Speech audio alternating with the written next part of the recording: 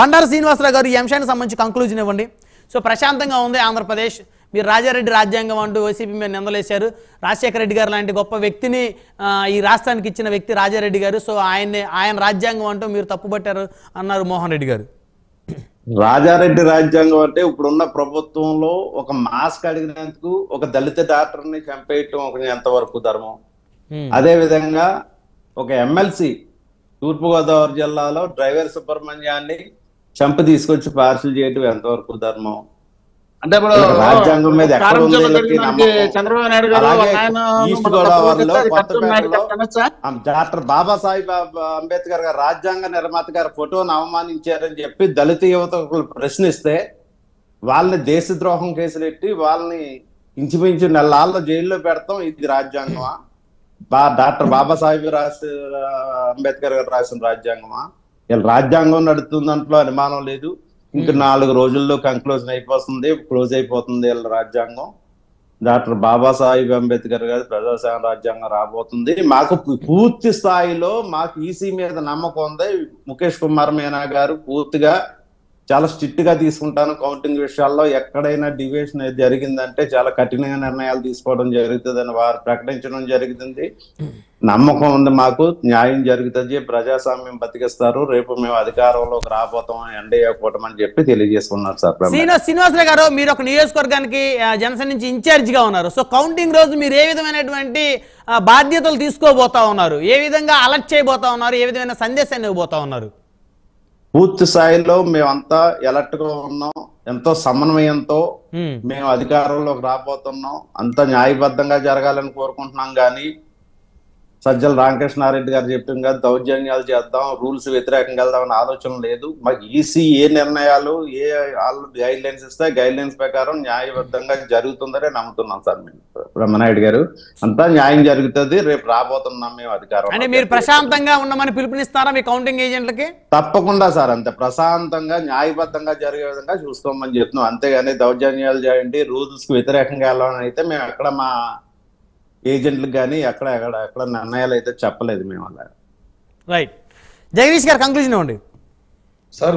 మీరు ఎంతసేపు రాజారెడ్డి రాజ్యాంగం గురించి మీరే చెప్పేస్తారండి సమాధానం.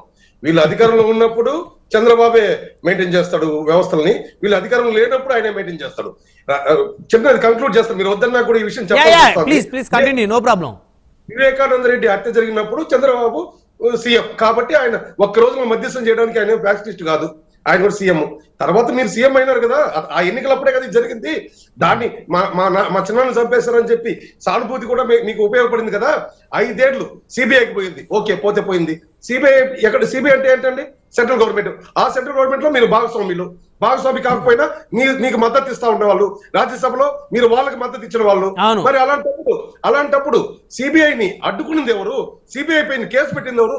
దీన్ని రాజారెడ్డి రాజ్యాంగం అంటారు. రెండో విషయం, వీరు ఫ్యాక్షనిస్టు జగన్ ఫ్యామిలీ ఫ్యాక్షనిస్ట్ అంటారని ఎవడు కాదనలేని సత్యం. లండన్ లో కొండవాళ్ళ Sudhakar Reddy additional advocate general చెప్పాడు, ఫ్యాక్షనిస్టు చాలా గొప్పవాడు, జగనే ఫ్యాక్షనిస్టు భావాలు ఉంటే ఈ పాటికి అందరినీ వేసేసేవాడు. రెండో విషయం ఏమంటే ఆయన ఒక నావల్ని ఉదహరించారు అక్కడ, ద గాడ్ ఫాదర్ అనే నావల్ని ఆయన వాళ్ళకి చెప్పాడు అక్కడ. అది కూడా మనం విన్నాం, పూర్తి వీడియో నేను చూశాను.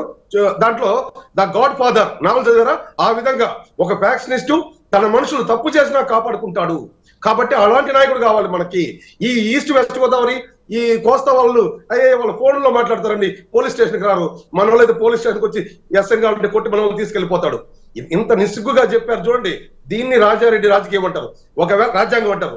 మీకు తెలియదేమో, ఆయన సిద్ధరామయ్య గారు పూర్తిగా చెప్పలేకపోయారు, మీరు అవకాశం ఇవ్వాలి. వాళ్ళ రాజారెడ్డి రాజ్యాంగమే జరిగింది ఈ రాష్ట్రంలో 5 ఏళ్ళు. ఆ దౌర్జన్యాలు జరిగాయి. రఘురామకృష్ణరాజుని సిఐడిని అడ్డం పెట్టుకొని నీచంగా నికృష్టంగా కొట్టింది ఎవరు?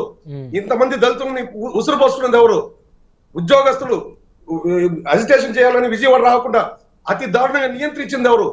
1600 రోజులు అమరావతి మహిళల పైన మీ అధికారం ఉంది కదా అని ఉక్కు పాదంతో వాళ్ళని తొక్కడానికి ప్రయత్నించింది ఎవరు? ఇవన్నీ రాజారెడ్డి రాజ్యాంగం అంటారు. మోహన్ రెడ్డి గారికి అన్ని తెలుసు. మీరు అన్నట్టు తెలుగుగా మాట్లాడుతున్నాడు. ప్రజలేమో అమాయకులు కాదండి. నేనేమంటానంటే ఎవరైనా సరే వైసీపీ కావచ్చు, టీడీపీ కావచ్చు, బీజేపీ కేంద్రంలో బీజేపీ కూడా కావచ్చు, మీరు నిబంధనలను ఉల్లంఘించకుండా చట్టాన్ని అనుసరించి పరిపాలన చేసినంత వరకు సామాన్యుడికి మాట్లాడాల్సిన అవసరం లేదు. సామాన్యుడు రాజకీయాలు పెద్ద వాడి వ్యక్తిగత సమస్యలతోనే సరిపోతుంది, రాజకీయాలు అవసరం లేదు. మీరు తప్పులు చేసినప్పుడే ఆ గలం వినిపించాల్సి వస్తుంది. కాబట్టి లా అండ్ ఆర్డర్ చాలా ఇంపార్టెంట్ అండి. ఏపీలో లా అండ్ ఆర్డర్ గత 5 సంవత్సరాలుగా లేదు. నిస్సిగ్గుగా దీన్ని వీళ్ళు ఒప్పుకోరు, అది విషయం అండి. రైట్. సీతారామ గారు, సో ఫైనల్గా ఏం సందేశం ఇవ్వబోతా ఉన్నారు కౌంటింగ్ ప్రక్రియకి సంబంధించి కార్యకర్తలకి, ప్రజలకి? మొన్న జరిగినటువంటి పల్నాడులో కానివ్వండి, తగ్మా ప్లేస్లో కానీ ఎక్కడన్నా కానీ జరిగినటువంటి సంఘటనలను దృష్టిలో పెట్టుకొని మరి ఈసీ బాగా సీరియస్గా ఉన్నారు. ఎక్కడెక్కడ మీటింగ్స్ పెట్టి పోలీస్ డిపార్ట్మెంట్ని అలర్ట్ చేశారు. అలాగే ఇప్పుడు ఈ సజ్జల రామకృష్ణారెడ్డి గారు వీళ్ళు మాట్లాడిన మాటలను కూడా వాళ్ళు పరిగణలోకి తీసుకున్నారు.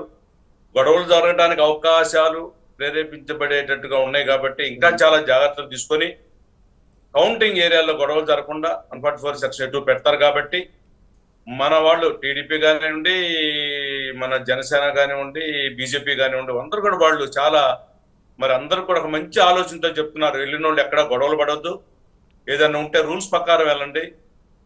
సజ్జల రామకృష్ణ గారు చెప్పారని ఏదో వాదనలు, ఇప్పుడు మూర్ఖుడు వాదిస్తాడు, ఆలోచన పరుడు ఏం చేస్తాడంటే మనం ఎలా పద్ధతులు వెళ్ళాలని ఆలోచిస్తాడు. మనం మూర్ఖత్వంగా వెళ్తే దానివల్ల నష్టపోయేది ప్రజలు, కార్యకర్తలు, నాయకులు బాగానే ఉంటారు. కొన్ని మన దీంట్లో వస్తున్నాయి, మన యూట్యూబ్లో చాలా ఆలోచన చేస్తున్నాయి. ఒక 2 అన్నదమ్ములు రాజకీయాల్లో ఆ పార్టీలో ఒకళ్ళు, ఈ పార్టీలో ఉండి కొట్టు చేస్తే ఆ నాయకులు ఇద్దరు కూడా సాయంత్రానికి ఒకటయ్యి వాళ్ళు మాట్లాడే మాటలు చూపించారు యూట్యూబ్లో చాలా. ఎందుకంటే మనం కార్యకర్తలు కానివ్వండి, ప్రజలు కూడా చాలా తెలుసుకోవాల్సి ఉంది నాయకుల్ని. ఎందుకంటే నేను కూడా ఒక ప్రజాప్రతినిధిగా ఉండి ఎందుకు చెప్తున్నానంటే అందరిని ఒక గాడిని కట్టలేం మనం, నాయకులను కూడా. ఎవరైతే దుర్మార్గంగా ఆలోచించే వాళ్ళు ఉన్నారో, పిన్నెల రామకృష్ణారెడ్డి లాంటి వాళ్ళు, లేకపోతే శివకుమార్ లాంటి వాళ్ళు, వాళ్ళని చూసి మనం కొద్దిగా మనం బుద్ధి తెచ్చుకోవాలి. బుద్ధి తెచ్చుకోవాలంటే వాళ్ళు చేసే ఎదవ పనులకి, వాళ్ళు చేసే ఇలాంటి చాలా ఘోరమైన పనులకి. ఎందుకంటే అతను ఆ శాసగిరిరావు అనే అతనికి నేను చాలా అభినందిస్తాను. ఎందుకంటే ఒక ఏజెంట్ గా కూర్చొని ఎమ్మెల్యేని కూడా ఎదురు తిరిగాడు. తెలుగుదేశం కార్యకర్త మాచర్ల నియోజకవర్గం ఉన్నారంటే ఆ పార్టీ వాళ్ళంత గట్టిగా ఉందంటే జనసేన నాయకులు వాళ్ళు కూడా, ఆ అమ్మాయి మంజుల అనే అమ్మాయి తెలుగుదేశం కార్యకర్తగా అమ్మాయి నిలబడి ఏజెంట్ గా కూర్చొని తిరగబడి అన్ని దెబ్బలు కూడా ఉండి అలానే ఏజెంట్ గా కూర్చుంది అయిపోయేదాకా.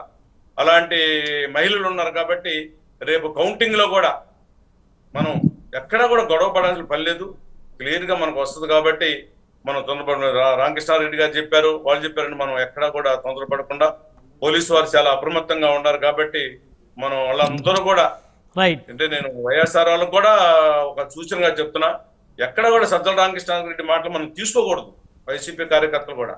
ఎందుకంటే రేపు పొద్దున బాధపడేది, ఎందుకంటే ఇవాళ నాయకులు ఇవాళ ఉంటారు, రేపు పొద్దున గవర్నమెంట్ మారితే కనపడరు. అవును, 5 సంవత్సరాలు ఎవరైతే బాధితులు ఉన్నారో, నిందితులు ఉన్నారో వారు కోర్టు చుట్టూ తిరగాల్సిన పరిస్థితి 5 సంవత్సరాల పాటు. వారికెళ్ళి పోలీస్ స్టేషన్ లో తన్నులు తింటే వాడు చెప్పే పరిస్థితి ఉండదు, అవతల వ్యక్తి అవును అవును అవును తెలుసుకుంటే ఉపయోగం ఉండదు. కాబట్టి కార్యకర్తలకి, వైసీపీ వాళ్ళకి కానీ అందరికి కూడా మనం సజావుగా కౌంటింగ్ జరగాలి. ఎవరో గెలిస్తే వాళ్ళు పరిపాలన బాగుండాలనే ఒక కోరికతో, ఆలోచనతో నేను ఉన్నా. విడుదల చేయాలండి. ఈ విషయంగా ఈసీ కూడా ఒక ప్రకటన విడుదల చేయాలి. రూల్స్ వైలేట్ చేస్తే చాలా సీరియస్ గా ఉంటుంది, మీ జీవితాలు పాడైపోతాయనే ఒక సందేశాన్ని బిఫోర్ కౌంటింగ్ విడుదల చేయాలని డిమాండ్ చేస్తున్నాను. నేను ఆ కమ్యూనికేషన్ కూడా చేయాలండి. రైట్ సమయం లేదండి. ధన్యవాదాలు చర్చలో పాల్గొన్నందుకు. ఉగిరాల సీతారామ గారు, తెలుగుదేశం పార్టీ సీనియర్ నాయకులు, ఎల్ఎం మోహన్ రెడ్డి గారు, వైఎస్ఆర్ కాంగ్రెస్ పార్టీ రాష్ట్ర కార్యదర్శి, బండారు శ్రీనివాసరావు గారు, కొత్తపేట నియోజకవర్గం జనసేన పార్టీ ఇన్ఛార్జ్ జగదీష్ గారు, రాజకీయ విశ్లేషకులు, అందరికీ పేరు ధన్యవాదాలు. మరి ఇది ఇవాళ హాట్ టాపిక్. చూస్తూనే